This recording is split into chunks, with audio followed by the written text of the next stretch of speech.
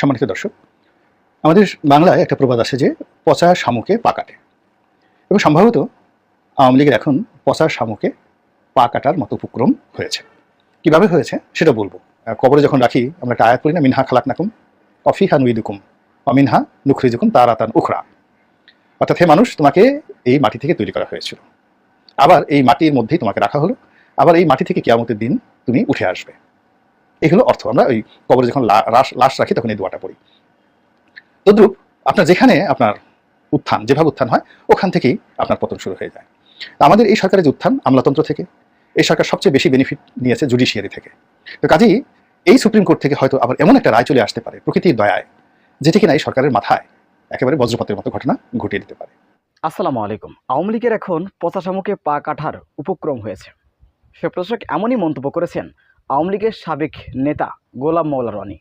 এ সম্পর্কে তিনি বিস্তারিত কথা বলেছেন। কেন তিনি কথা বলেছেন এর ব্যাখ্যা বিশ্লেষণ তিনি করেছেন। সে প্রশাসক আমরা তার মুখ থেকে বিস্তারিত জেনে আসবো। আসসালামু আলাইকুম রহমতুল্লাহি ওয়া বারাকাতুহু।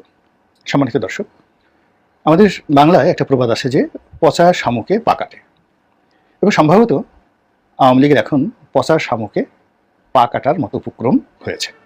কিভাবে হয়েছে সেটা বলবো, কিন্তু তার আগে আরেকটি জিনিস বলে নেই। খুবই প্রাচীন প্রবাদ, তোমারে বোধি বেজে গোকুলে বাড়িছে সে। এই যে প্রবাদটি, এই প্রবাদটি এসছে মূলত একটি কাহিনী থেকে। সেই কাহিনীটি হলো হিন্দুদের দেবতা যে কৃষ্ণ। তো কৃষ্ণ যে পরিবারে জন্মগ্রহণ করেন, তো তার মামা ছিলেন রাজা কংস, মামার নাম কংস, তার মায়ের নাম দেবকী, পিতার নাম বাসুদেব। তো যে জমানার কথা বলছি তখন জ্যোতির্বিদ্যা খুব স্ট্রং ছিল, এবং গণনা করে, ভাগ্য গণনা করে মানুষ প্রায় নির্ভুলভাবে সবকিছু বলে দিতে পারত, ইতিহাস তাই বলে। এমনকি আল্লাহ রাসূলের জমানাতেও এই যে জ্যোতির্বিজ্ঞানটা অনেক শক্তিশালী ছিল, এবং এখনো মানুষ অনেকে বিশ্বাস করে, ভবিষ্যৎবাণীটা বিশ্বাস করে। এখানে গ্রহ, নক্ষত্র এবং অনেক ম্যাথমেটিক্যাল টার্ম রয়েছে, কিছু আধ্যাত্মিকতা রয়েছে, যেটা এখন অনেক বিশ্বাস করে, এই বিজ্ঞানের এই যুগে বিশ্বাস করে, আর যেটা অতীতকালে খুব বেশি মাত্রায় ছিল। এবং এখানে অনেক প্রতারণা হতো, কিন্তু সত্যিকার অর্থে এটা নিয়ে চর্চা হতো। এরকম রাজা মাঝে মধ্যে জিজ্ঞাসা করতেন যে আমার ভবিষ্যৎ কি, কি হবে, লগন কেমন। তো এখন সেই কংসকে একবার তার জ্যোতিষীরা জানালো যে তোমার যে বোনের পুত্র হবে, সেই বোনের ঘরে যে সন্তান হবে তার হাতে তোমার জীবন যাবে। রাজা এই কথা শোনার সঙ্গে সঙ্গে বোনকে অ্যারেস্ট করে ফেললো, এবং ভগ্নিপতিকে অ্যারেস্ট করে ফেললো, এবং দুজনকে জেলখানার মধ্যে রাখা হলো। দীর্ঘদিন তারা জেলে বন্দী। কিন্তু জেলের মধ্যে যারা কারারক্ষী ছিল, তারা এই দেবকীর প্রতি এবং বাসুদেবের প্রতি যে বিয়ে হয়েছে, রাজকুমারী রাজপুত্র, তো তাদের প্রতি সহানুভূতিশীল হয়ে এই দুজনের মধ্যে একত্র করে দেয়। ফলে দে মেড ইন্টারকোর্স, তাদের মধ্যে দাম্পত্য সম্পর্ক স্থাপন হয়ে যায় জেলখানার মধ্যে, এবং দেবকী সেই প্রেগন্যান্ট হয়ে যায় এবং সন্তান প্রসব করে। এখন কোথায় রাখবে সেই সন্তান?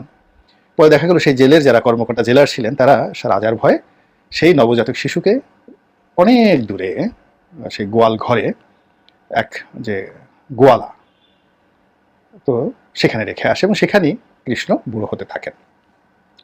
দেখুন আজকের জামানাতে দেখেন, শেখ হাসিনা যতই লাফালাফি করুক না কেন, সত্যি কথা কাশিমপুর কারাগারের মধ্যে কি হচ্ছে, কেন্দ্রীয় কারাগারের মধ্যে কি হচ্ছে, এটা তার পক্ষে খবর রাখা সম্ভব না। তিনি হয়তো একজনকে জেলের মধ্যে ঢুকিয়ে ফেলেছেন, কিন্তু ওই জেলের মধ্যে অনেক কিছু হচ্ছে, আসলে এটা সম্ভব হয় না। আগেকার জামানাতেও এই জিনিস আরও বেশি ছিল, বিকজ এখন টেকনোলজির কারণে অনেক কিছু জানা সম্ভব, কিন্তু তখন সেটা সম্ভব ছিল না। ফলে হয়তো রাজা 2-3 বছর সে খোঁজই নেয় না এই যে বোনকে যে কারাগারে ঢুকানো হলো সে আসলে কেমন আছে বা সেখানে কি হচ্ছে।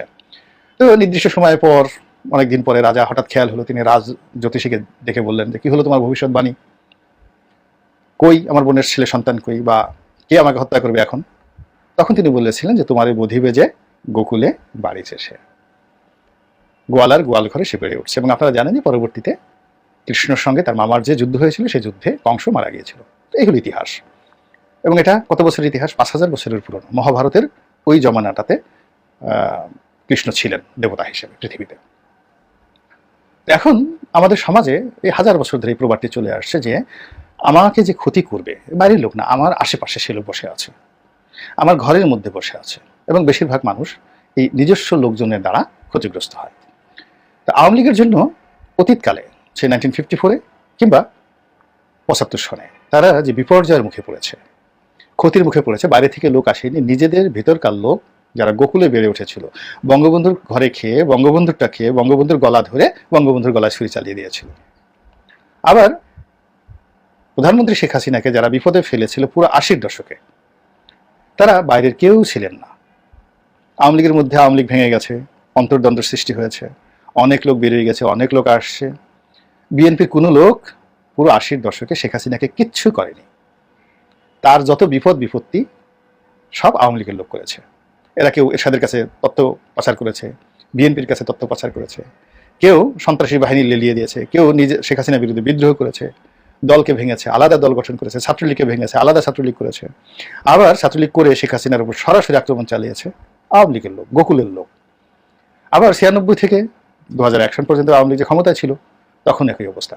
আওয়ামী লীগের সঙ্গে ভারতের দূরত্ব এবং শেখ হাসিনাকে সেই বিপথে পরিচালিত করার জন্য যে সমস্ত লোক একেবারে ডাস্টবিনের ব্রেইন নিয়ে আওয়ামী লীগের সর্বনাশ করেছে, তারা আওয়ামী লীগের লোক ছিল, বাইরের লোক ছিল না। ভারতের সাথে তো আওয়ামী লীগের সম্পর্ক খারাপ হওয়ার কথা না, শেখ হাসিনার সঙ্গে আওয়ামী লীগের খারাপ সম্পর্ক হওয়ার কথা না। তো এই আওয়ামী লীগের কিছু লোক এই কাজটা করে দিয়েছে এবং ভারতকে বিএনপির দিকে এনে দিয়েছে। এই গেল 96 সালে। এবং এখনো ঠিক সেম অবস্থা।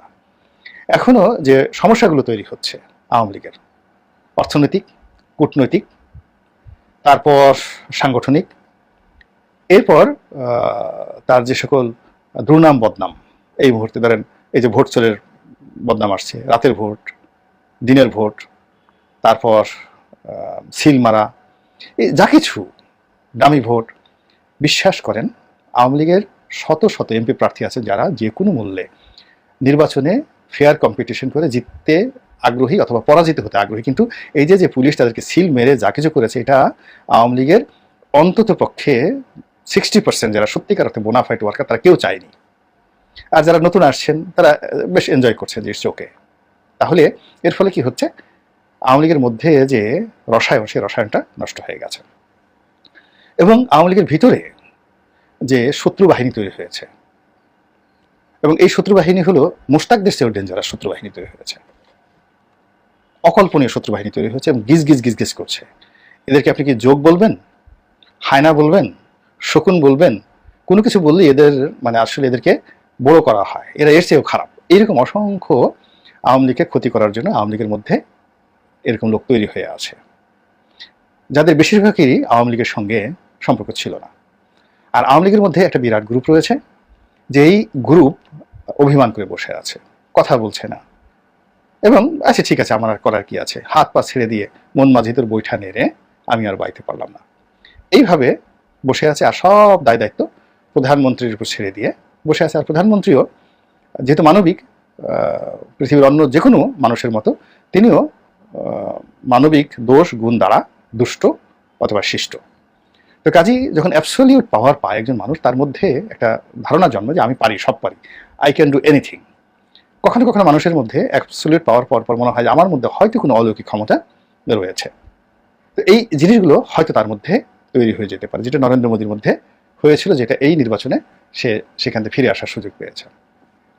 এবং গণতান্ত্রিক বিষয় দেখেন, এখন ঋষি সোনাক আবার ছোট্ট একটা দোকান দিয়ে দেখলাম যে সে বসেছে, একটা রেস্টুরেন্ট দিয়েছে, বার দিয়েছে, এবং সেই বারের ক্যাশে ঋষি সোনাক এই 2 দিন আগে যিনি ছিলেন ব্রিটেনের প্রধানমন্ত্রী, গ্রেট ব্রিটেনের প্রধানমন্ত্রী, ব্রিটেন বলে ভুল হবে, এখনো কানাডা, অস্ট্রেলিয়া তাদেরকে রাজা মানে।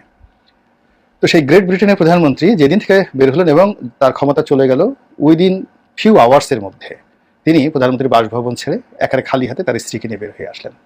10 নম্বর ডাউনিং স্ট্রিটের সামনে তিনি বললেন যে এবারে নির্বাচনের মাধ্যমে দেখেছি কি পরিমাণ রাগ, অ্যাঙ্গার আপনাদের ছিল আমাদের বিরুদ্ধে, আমি এই নির্বাচনে বুঝতে পেরেছি।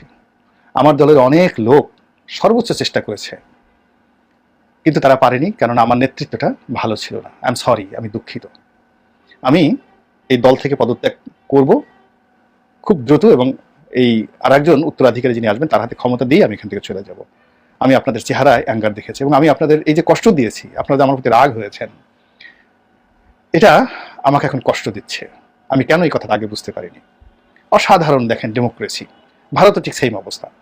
এই নরেন্দ্র মোদীর খুব ভাবসাব, কিন্তু রাহুল গান্ধীর এই উত্থান এবং এখন তিনি বুঝতে পেরেছেন যে কি একটা সেই যাকে বলা হয় কুহেলিকার মধ্যে তিনি ছিলেন।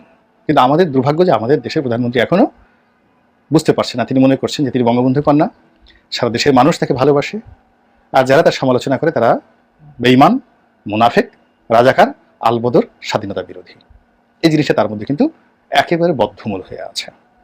আর এই কারণে তিনি নিশ্চিন্তে, নির্ভাবনায়, ইচ্ছা মতো যেখানে ইচ্ছা সেখানে চলে যাচ্ছেন, যেখানে ইচ্ছা সেখানে পা দিচ্ছেন এবং যখন যা মনে হয় তাই করে ফেলছেন। তো এসব ক্ষেত্রে যা হয় সেটা হলো পচা শামুকে পা কাটে। এই যে আমাদের দেশের যে বক্তব্যটি, এবং পচা শামুকে যদি পা কাটে তাহলে কি হয়?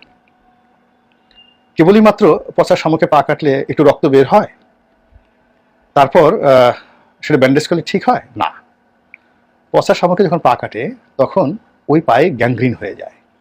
কেন? ওই পচা শামুকের ভিতরে যে শামুক যে পচে গলে জীবাণু তৈরি করে, ওই রক্তের সঙ্গে সাপের বিষের মতো জীবাণু সারা শরীরে ছড়াই পড়ে। ফলে পচা শামুকে যদি কারো পা কাটে, ক্ষেত্র বিশেষে তার সারা শরীরে এই বিষ ছড়িয়ে পড়ে এবং এখানে মৃত্যুর মতো ঘটনা ঘটে যায়। তো এই জন্য পচা শামুকে পা কাটা যে প্রবাদটি, এটি আমাদের বাংলাদেশে খুবই জনপ্রিয়। এর কারণে আমাদের যে মাঠ ঘাট, এখানে এত কাদামাটি থাকে, এই কাদামাটির মধ্যে পড়লে কোনো শামুক তার প্রাণ বাঁচাতে পারে না, সে মরে যায়। এবং মরে যাওয়ার পর ওর মধ্যে পচে গলে যায় এবং তার মধ্যে আবার মানুষ করে খালি পায়ে পা দেয়। বিশ্বের কোনো দেশে দেখবেন গামবুট ছাড়া কাদার মধ্যে নামে না, কিন্তু আমাদের দেশের মানুষ গামবুট ছাড়াই কাদার মধ্যে নামে। এবং গ্রাম অঞ্চলে দেখবেন অসংখ্য মানুষ তার পা পচা, হাত পচা, কাটা কুটায়। এই যে আমাদের শহরে এত যে ভিক্ষুক, এই 2 হাত কাটা, 2 পা কাটা, এটা পৃথিবীর অন্য কোনো দেশে দেখতে পাবেন না। এই সবাই এরকম পচা শামুকে পা কাটার মতো অবস্থার মধ্যে পড়ে তার জীবনের এই গুরুত্বপূর্ণ অঙ্গহানি সে ঘটিয়েছে। তো আওয়ামী লীগের ক্ষেত্রে এখন এই পচা শামুকে পা কাটার সম্ভাবনা দেখা দিয়েছে। এই যে কোটা বিরোধী আন্দোলন, কোনো দরকার ছিল না, আননেসেসারি, যেটা প্রধানমন্ত্রী বলেছেন দ্যাট ইজ ফাইনাল, কোটা থাকবে না। আবার সেটা কোর্টে ফিরে আসছে, আবার প্রধানমন্ত্রী বলছেন যে না, কোটা থাকা উচিত। মানে রাজা যদি তার কথা পরিবর্তন করে তাহলে তার রাজা থাকে না, সাধারণ মানুষ হয়ে যায়। আবার এখানে আমাদের মহামান্য হাইকোর্ট যেভাবে এসছে, সুপ্রিম কোর্ট যেভাবে আসছে, পুরো জিনিসটাই কমপ্লেক্স হয়ে গেছে। আর এখানে বললাম না যে তোমার বুদ্ধি যে গোকুলে বাড়ি শেষে, বা ওই আমরা মানে কবরে যখন রাখি আমরা একটা আয়াত পড়ি না, মিনহা খালাকনাকুম অফিহা নুইদুকুম অমিনহা নুখরিজুকুম তারাতান উখরা। অর্থাৎ হে মানুষ, তোমাকে এই মাটি থেকে তৈরি করা হয়েছিল, আবার এই মাটির মধ্যেই তোমাকে রাখা হলো, আবার এই মাটি থেকে কিয়ামতের দিন তুমি উঠে আসবে। এই হলো অর্থ। আমরা ওই কবরে যখন লাশ রাখি তখন এই দোয়াটা পড়ি। তদ্রূপ আপনার যেখানে আপনার উত্থান, যেভাবে উত্থান হয় ওখান থেকেই আপনার পতন শুরু হয়ে যায়। তা আমাদের এই সরকারের যে উত্থান, আমলাতন্ত্র থেকে, এই সরকার সবচেয়ে বেশি বেনিফিট নিয়েছে জুডিশিয়ারি থেকে। যদি এই তত্ত্বাবধায়ক প্রথা নিয়ে সেই জাস্টিস খায়রুল হকের সেই যে রায়টি না হতো, তাহলে বাংলাদেশের ইতিহাসটা ভিন্ন হতে পারত। তো কাজেই এই সুপ্রিম কোর্ট থেকে হয়তো আবার এমন একটা রায় চলে আসতে পারে প্রকৃতির দয়ায়, যেটি কিনা এই সরকারের মাথায় একেবারে বজ্রপাতের মতো ঘটনা ঘটিয়ে দিতে পারে। তো এই কারণে যারা আমরা আছি, আল্লাহ আমাদের সবাইকে এই প্রকৃতি থেকে শিক্ষা নেওয়ার তৌফিক দান করুন, হেদায়েত দান করুন। আসসালামু আলাইকুম রহমতুল্লাহ। সুপ্রিয় দর্শক, গোলাম মাওলা রনির এই বক্তব্যটি আপনারা কিভাবে দেখছেন? তার এই বক্তব্যটি কতটুকু যুক্তিসঙ্গত বলে আপনারা মনে করেন? অবশ্যই আপনাদের মূল্যবান মন্তব্য কমেন্ট বক্সে জানাবেন। সবসময় সত্য নির্ভেজাল তথ্য পেতে স্বাধীন বাংলা ইউটিউব চ্যানেল সাবস্ক্রাইব করে আমাদের সাথে থাকুন। আসসালামু আলাইকুম রহমতুল্লাহি ওয়া বারাকাতুহু।